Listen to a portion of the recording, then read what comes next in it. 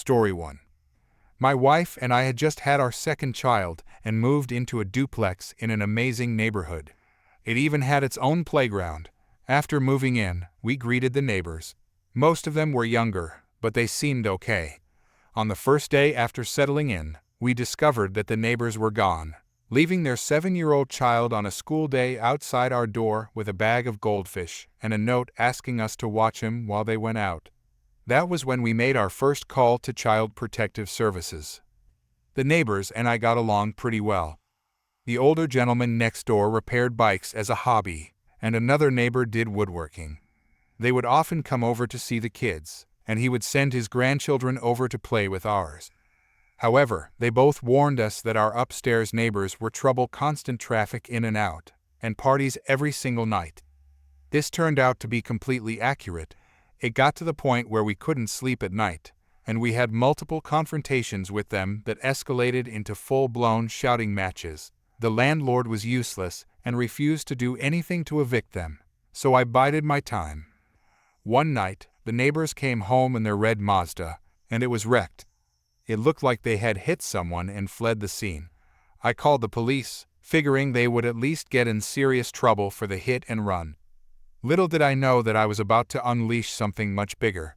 It turns out the guy upstairs had a warrant out for his arrest for drug trafficking. That night, he was hauled away in handcuffs, and Child Protective Services made another visit because they had left their son home alone again. This wasn't a one-time thing, it happened every single day. My wife did some digging on Facebook and found the mother. Using public records, we discovered that they owed a rent-to-own store nearly $48,000 in assets because they had taken off from their original address with all their furniture, including TVs and a massive sound system. Within 48 hours, the sheriff showed up with a moving truck and started emptying their house. They took everything: the beds, couches, TVs, the obnoxious subwoofer system, the kitchen set, and even the dressers. Soon after, Child Protective Services arrived and removed the child from the home. It wasn't easy seeing him taken away, but they never fed him, and he was always wearing the same clothes, which were falling apart. We went out of our way to make sure he had full meals whenever we could. I wasn't about to let a child go hungry. The guy upstairs went to jail for drug possession. He had been out on bail and had hidden the drugs in a dresser that was taken during the sheriff's raid. One of the women went to jail for assaulting the sheriff, while the other woman actually turned her life around. After losing her son, she went through several programs to clean herself up and started working to provide for him. I ran into her a couple of years later, and she thanked me for what I did. In the end, I got revenge on the drug dealer and his girlfriend, but more importantly, I helped someone get back on the right path. Story 2. So this happened. After a disappointing buffet dinner of the same food that was also served in the main dining, we wanted some machine soft serve ice cream. We wandered to find it. We found it. As we approached the machines, there were 3 little kids ages 8-11 getting ice cream, no adult with them. They were laughing while dumping their ice cream cones on the machine trays, making piles of messes of soft serve and cones, then trying to redo it again and again. There were 4 separate piles of them doing it. The machine was still dripping ice cream from the spouts BC of their bad behavior, so I start to fill my cone with swirl ice cream. The kids come back before I'm even done. They look ready to cause more stupidity. So I turn to them and say, "Stop messing around with the ice cream. I saw what you did." I go to sit down with my husband. Then a few seconds later, some guy and his kid walk around from behind me, and the kid slaps his hand super hard on top, the railing separating the walkway from the table we sat at. The dad slapped his hands on a support beam when walking, like father like son. When they were a few feet further away, I said, "How rude," like Stephanie Tanner from Full House, only loud enough for my husband to hear. Then a few minutes later, some 40-year-old lady in swimsuit and towel walked hurriedly past us, looking around probably for her lost kids. She then turned to me and loudly, forcefully asked me if I was the one who criticized her kids for getting ice cream.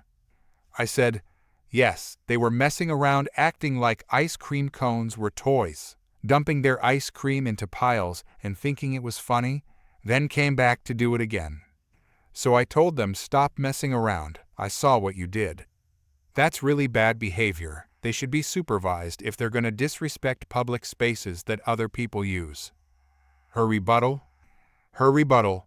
Well, my kids are trying to have a fun vacation with their cousin. Me. You should supervise little kids. Her. Well, someday when you have kids, you'll be annoyed and offended when other people try to tell of your kids. Me. I wasn't expecting some kids to be messing around with ice cream like it's a toy. That's your job, to supervise them and control them, not other people. Her.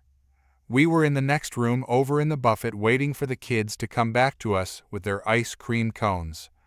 Then her husband comes over and he goes, yeah, well, there was some kid walking past her and slammed his hands on the railing, but then she was rude and called out how rude they were. I was rude? Some 10-year-old boy was inches away from slapping me instead of a walkway railing. Karen, you shouldn't tell other people's kids how to act or tell parents how to raise their kids. Karen again. Don't you ever dare talk to my kids again, you witch. As she leaned over the walkway railing, he grabbed her like a mime with a cane and told her to let it go and walk away. He probably didn't want to see her attack someone. At the bare minimum, like he was done with the argument. BC, he was so used to her acting this way.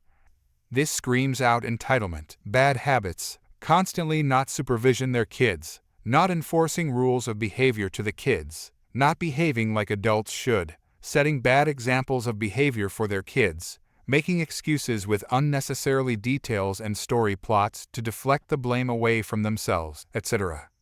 In hindsight, if the lady had been more calm in her approach, I would have said my thoughts to her, among the following. Just BC, the cruise ship curfew for minors is 10 p.m. It doesn't mean you can let your under 12 kids walk away to do their own things, especially after dark. Just BC, maybe you let your kids go get treats at the neighborhood market or corner store at home. Unsupervised doesn't mean they can do the same thing in an unfamiliar environment after dark while on vacation, especially on a cruise ship. Kids left unsupervised will let loose and misbehave because they know their parents aren't watching. But forget other adults might remind them of the rules of society, adding in extra details about being on vacation with their cousins. And I, some total stranger, ruined their vacation because I called them out on their misbehavior and misuse of private property. Supervise your kids with a tight, then loose leash. Stand 10 feet away to let them serve themselves, and every next time move 5 feet back further so they know how to be responsible and respectful of the environment. It's okay for other people to say sternly, "You're misbehaving. This is for everyone, not just you, so please use it right." When your kids are acting like they're at home. And finally, just BC, I didn't have kids or babies next to me doesn't mean you can say, when you have kids someday you'll be offended too if someone corrects their behavior for you. Lady, if I had kids, they would have been in the kids' club, nursery, sleeping the room with my mill, etc. Not messing around with public use shared self-serve ice cream machines like toys. Story 3. I honestly can't believe that this just happened, but here we go. I was online shopping this morning when I saw these gorgeous outdoor Christmas lights at really great prices at a local store. My mother loves Christmas, but she's never had the money or time to put any lights up, but she longed to have some. I decided that, as an early Christmas present, that I would get her some that she could be proud of. I purchased some great deals online, like some light-up reindeer, her favorite, some colorful string lights, with the colors red, green, white, blue, and purple, a snowflake-shaped light, and some light-up candy canes for her candy cane lane. I ordered them, paid with my credit card, and was actually able to pick them up in the store the same day. All for less than $100, a total steal. When I got there, I saw there's a long line at customer services, so I decided to browse for a bit. I ended up getting a super great deal on a pair of dripping icicle lights, the buy one, get one free deal. I then added a strand of light-up garland, so she could decorate inside with more than just the tree. I know it's a lot, but I made good money from doing remote lab work at my university, and since I had more than enough saved up for tuition, decided to spoil my family after such a rotten year. What I got for my siblings, dad and grandparents, are not related to this event.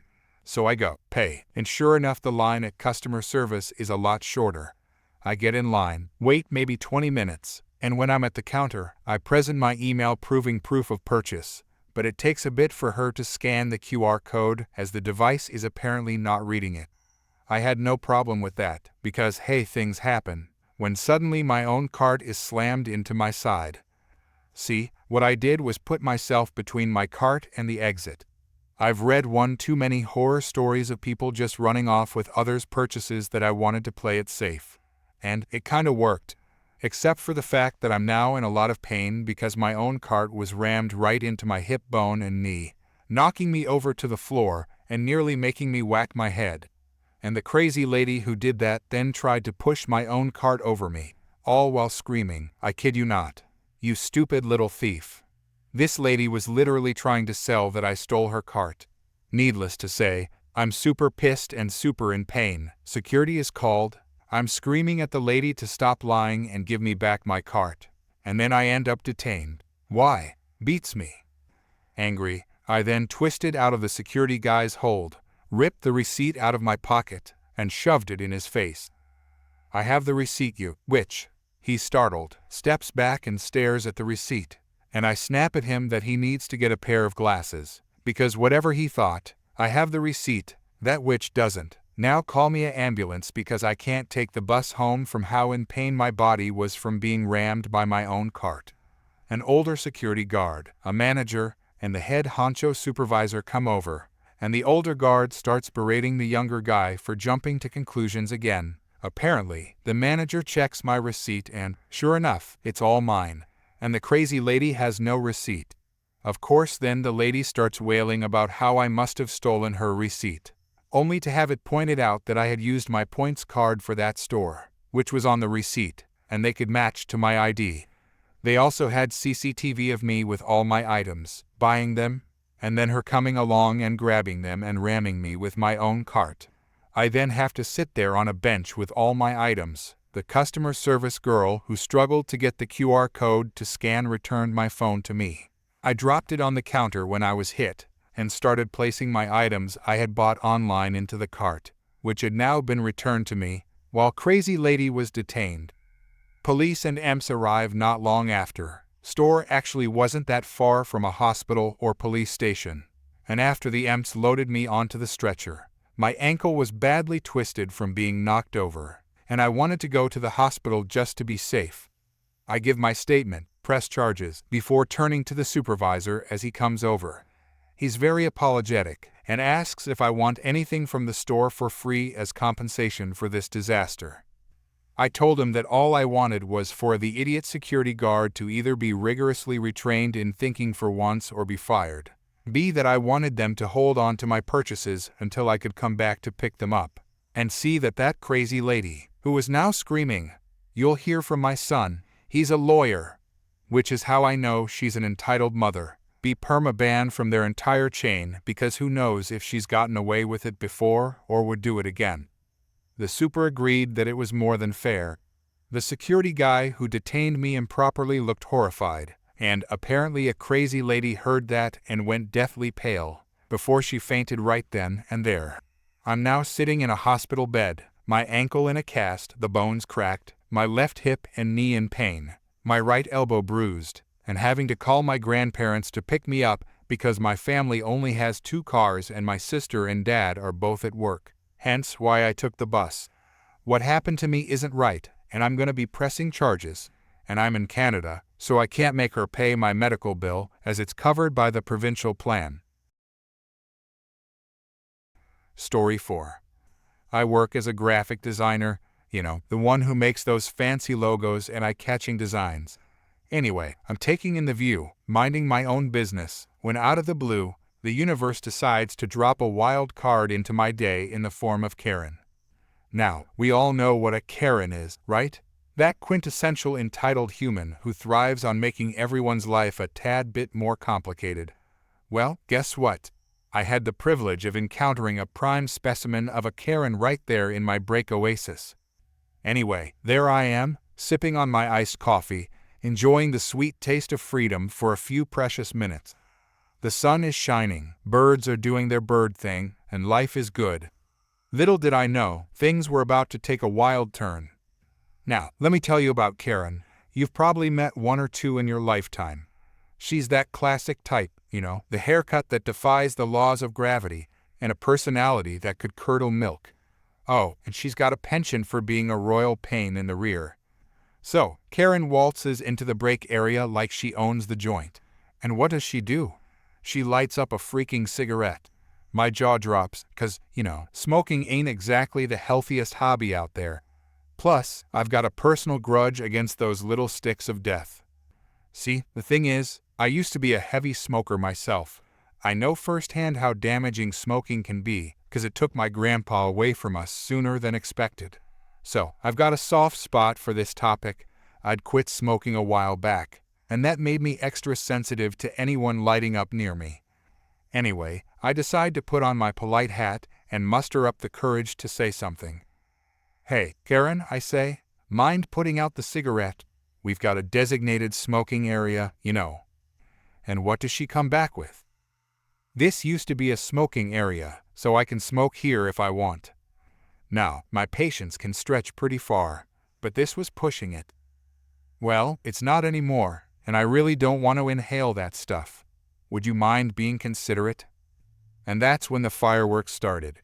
Karen's eyes basically shot lasers at me. "Considerate? Police. This is an open area, and I'll smoke where I damn well please." Well, my friends, that's when the casual chat turns into a full-blown showdown. A clash of the titans, if you will. Karen ain't backing down, and I'm not about to let this slide. We go back and forth, each sentence more intense than the last. "I have right, "Yeah, well, so do we. The right to not inhale your toxic cloud." And on it goes. It's like a verbal tennis match, and neither of us is willing to drop the ball. It was like talking to a brick wall with a nicotine craving. The argument escalated quicker than a cat video goes viral.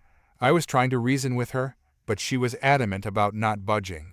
She threw some snarky remarks my way about being too sensitive and needing to relax.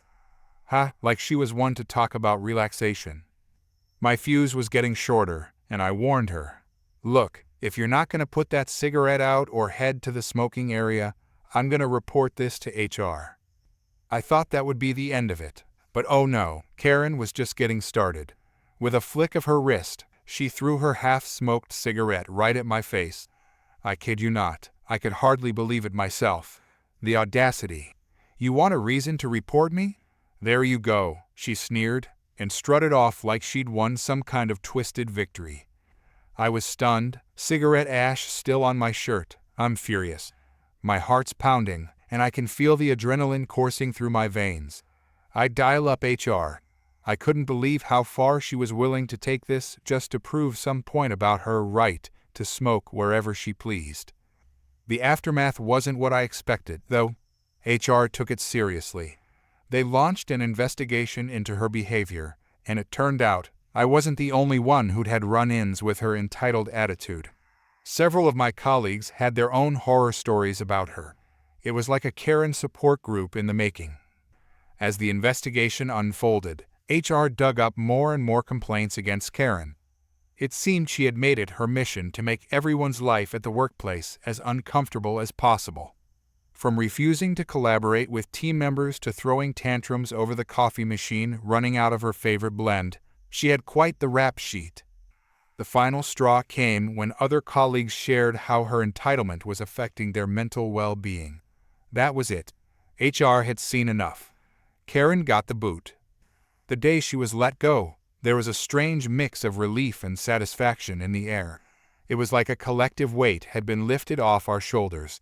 No more passive-aggressive emails, no more condescending remarks in the hallway. It was like a fresh start. Looking back, that whole ordeal was quite the roller coaster. Who would have thought a simple request to not smoke near me would lead to such a wild showdown? But it also goes to show that sometimes standing up for what you believe in, even if it's just a small thing, can have ripple effects you never expected. Story 5.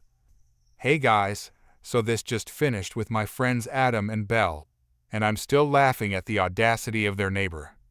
A couple of years ago, Adam and Belle settled in a neighborhood in their home state, an hour from their hometown.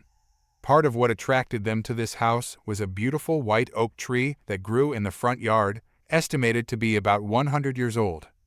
The tree is a fixture in the neighborhood, and to their neighbor 3 houses down, it was something special.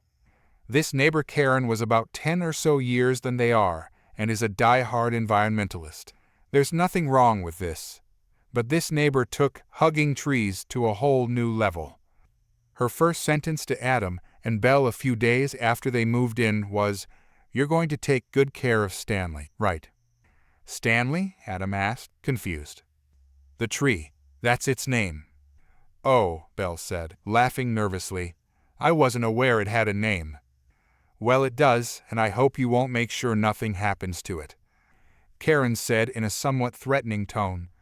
Belle and Adam are former Army and police respectively, so they weren't intimidated, but they realized this neighbor might be nuttier than a squirrel's pantry, according to Belle. Later, they were talking to a different neighbor about Karen, and the neighbor just rolled her eyes and said, "Karen's harmless, just squawks when someone accidentally drops their trash on the sidewalk or something like that." It became something of a joke between Adam and Belle to say hi to Stanley. Fast forward to last spring. While the other trees in the neighborhood sprouted leaves, Stanley remained barren. Adam and Belle hired a respected arborist come in to see what was wrong and to hopefully fix the tree. Unfortunately, according to him, the tree was dead. So Stanley had to be cut down. Belle and Adam alerted their neighbors and assured everyone that they would plant a new white oak tree in its place. They also checked with the county and the city to make sure they didn't have to file paperwork, got a report from the arborist, and hired a company to cut down the tree. Basically dot their I's and cross their T's. They learned from their many years at their careers to document. Stanley is cut down and the stump dug up to make room for the new white oak coming. That night, Adam and Belle are watching TV when Belle happens to look outside. There's a figure lying on the spot where the tree stood, but it's too dark to make out who it is. Adam gets a flashlight and his phone and heads out. Lying on the spot, sobbing profusely, is Karen. Adam, uncomfortable, asks if something is wrong. She tells him to go away. He's not in the mood for confrontation and just asks her to leave. She says, "I'll stay as long as I need to grieve." Worried he's dealing with crazy, Adam calls the non-emergency number, and at this, Karen just scurries off. Karen starts acting crazy. She wears all black for several days, has a large picture of the tree in her front window, and would glare at Adam and Belle as they worked in the yard. She doesn't do anything illegal, but Adam and Belle invest in a security system with several cameras just in case. Belle has something of a green thumb and decided to plant a vegetable garden. One summer day, she and Adam returned from running several errands only to find the vegetable garden gone. All that was left was the upturned dirt. Adam and Belle check the security footage. To their utter shock, they see Karen uprooting their vegetables, potting them, and moving them to her house. They call the police and they head over to Karen's house. There was Karen planting the stolen vegetables in her backyard. When confronted, she says, "They didn't take care of Stanley, so I'm taking care of them." You read that right, folks. She felt she was entitled to them because of something that happened out of Adam and Belle's control. Adam and Belle give the officer, "You don't get paid enough for this," looks before the officer says, "Ma'am, you did steal from them. They just want their plants back. Otherwise, they will press charges." At this, Karen becomes irate, and it's not until she's reminded that the officer has a body camera and that assaulting him would be a dumb idea that she agrees to give back the plants. She glares at Adam and Belle as they take the plants back. They get a police report and add it to their paperwork. Not long afterwards, Belle and Adam get a court summons. Yep, Karen had decided to sue them for emotional and property damages, all for cutting down the tree. Their lawyer laughed as he looked at the letter, saying there's no way this would fly before a judge, especially with all the evidence. He sent Karen's lawyer a letter saying as much, saying that if she did go ahead with this suit, that he'll go after them for court lawyer fees for wasting everyone's time. No dice. Karen dug in her heels and a court date was set. The judge let Karen and her lawyer argue for close to an hour about what Adam and Belle had done to her, how Stanley was an innocent soul who deserved its chance to live, that they don't deserve the chance to even care for a child.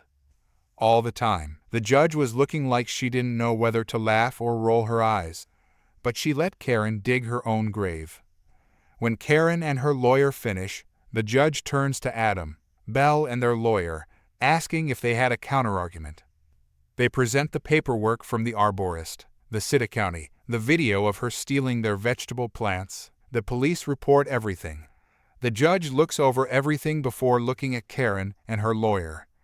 I'll keep this brief. I've been a judge for close to 30 years and have seen many cases brought to the bench. And this has to be the most ridiculous case I've ever heard in my career. She ruled in Belle and Adam's favor, and Karen had to pay court and lawyer fees.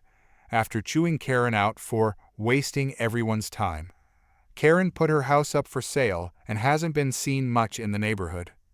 Next spring, after the soil has a chance heal from the nutrients Stanley sapped up, Adam and Belle plan to plant the new white oak tree. They're thinking of naming it Karen. Story 6. It's been around 2 years, and I'm back. I guess you could call this half an update, half a new situation. I posted before about my sister and her husband pranking me relentlessly while we were camping together, and I bought a cab-over camper that kept me safe from their shenanigans. I used to not like camping much, but since getting the camper, I've enjoyed it quite well.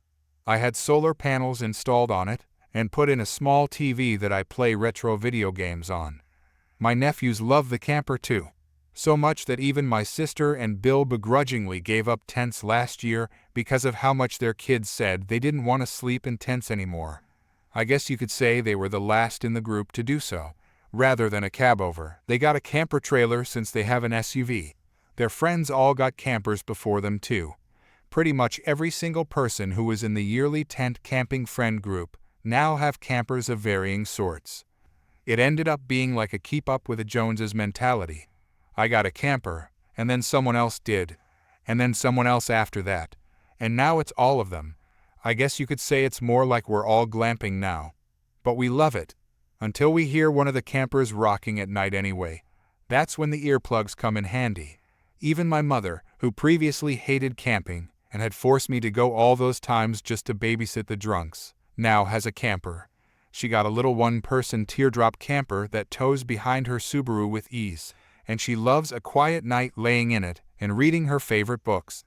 She mainly comes along for the sake of my nephews though, because she kept putting it on me before, and I called her out for it. My sister was initially a bit of a witch about the situation though. She had some sort of crazy idea that she was in charge when we went camping, and my Bill just went along with it. To which I called him a tool. Well, once the camper craze hit, the following summer it was half campers, half tents. And my sister told me it was all my fault that things had changed.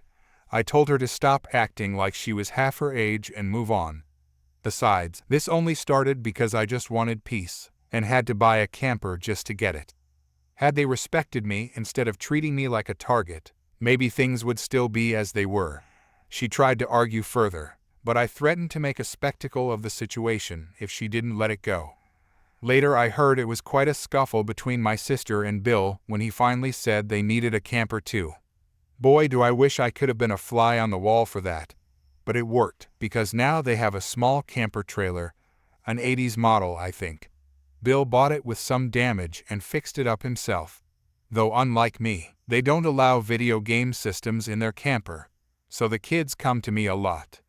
Near the end of last July, My sister asked me to set aside time off work to go on one more camping trip in early September before school started for her kids.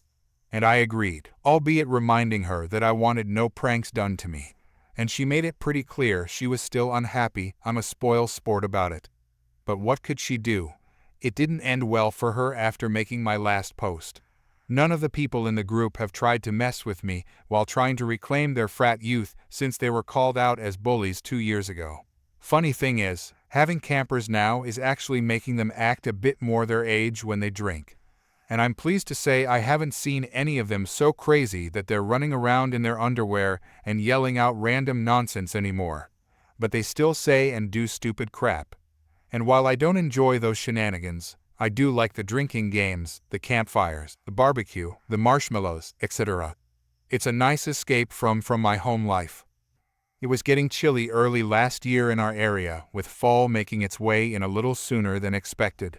So the last few days before school started, we had mild rain and temps in the mid-60s during the day, and even colder at night. Fine with me, I have a propane buddy heater, so I wasn't cold. But bragging about the heater was what drew in a wild Karen. I'd never before met one on this level. I mostly just read about them online. But by God, she was just like the ones I've heard so much about. She didn't really have the Karen look though. She had long shoulder-length brown hair, maybe late 30s to early 40s, and was a bit thick. But man did she have a mean look about her that just made me want to turn and go the other way. The campsite we went to had a small vendor store at it that sold basic supplies and some foods.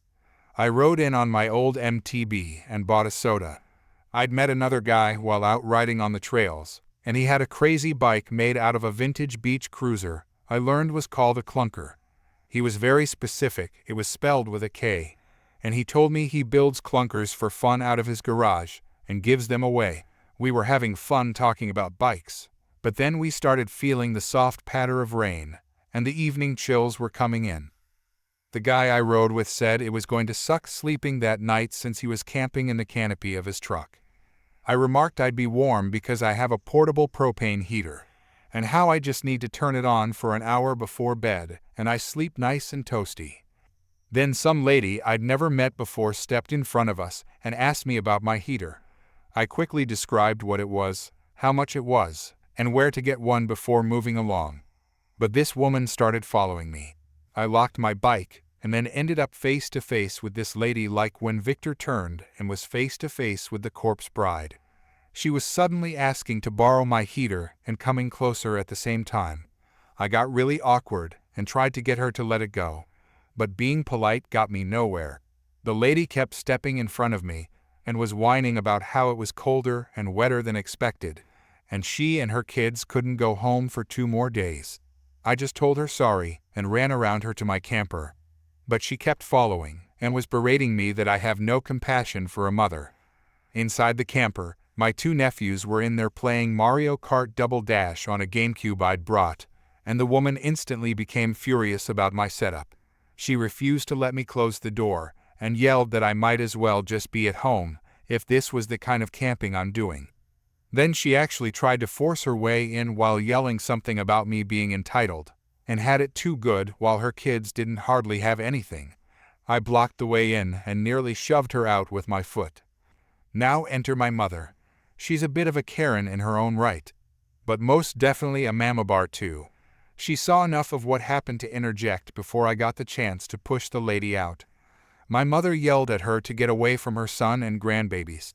The 2 of them had an epic screaming match that my sister soon joined in on, until a few more people in our camping group showed up and began laying into that lady too. Realizing how outnumbered she was, the Karen took off. She didn't bother us again, and one of the guys in our camping group was kinda upset by that because he was keeping a super soaker loaded and ready in case she did come back. I did see the Karen a couple more times around the area, but she avoided eye contact. I did see her campsite while riding my bike, and she had an okay-looking tent, but her kids really didn't look happy. I don't know what her story was, or why she was stuck there.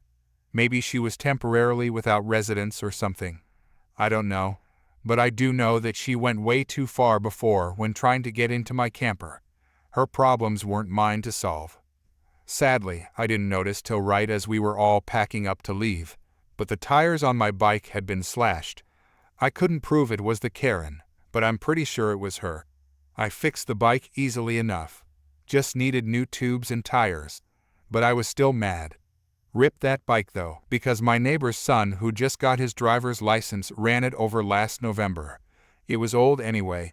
My bill gave me his old MTB to replace it, and I saved the new tires I bought for my old one to put on it.